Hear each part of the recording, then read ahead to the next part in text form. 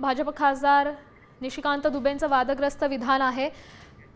आपल्यासोबत या संदर्भात बोलण्यासाठी काँग्रेस नेते सचिन सावंत जोडले गेलेले आहेत। सचिनजी नमस्कार। खरं तर मोठं वक्तव्य आहे, वादग्रस्त वक्तव्य आहे, राहुल गांधींच्या विरोधात केलेलं वक्तव्य आहे। जिन्नाचे खरे वारसदार राहुल गांधीच आहेत असं ते म्हणाले। वादग्रस्त व्यक्ती वादग्रस्तच वक्तव्य करणार ना, आणि व्यक्तीच्या बद्दल आपण त्याची जी अगोदरपासूनची वक्तव्य पाहिली यांना सिरियसली कोण घेतं, आणि काही बेफाम वक्तव्य करण्यासाठी जी माणसं ठेवलेली आहेत, ते दुबे असतील, ते कंगना राणावत असतील, यांची खऱ्या अर्थानं सामाजिक दृष्टिकोनातून पात्रता काय हा प्रश्न आहे।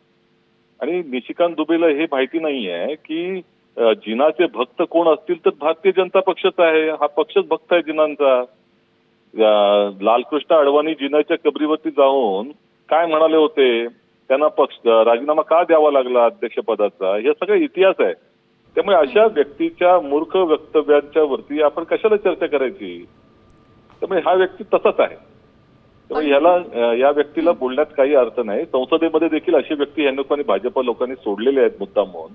ते दिल्लीपासून ते आपल्या महाराष्ट्रामध्ये देखील अशी व्यक्तिमत्व आहेत, त्यांचं कामच आहे ते वादग्रस्त वक्तव्य करायची आणि मीडिया अटेन्शन घ्यायचं।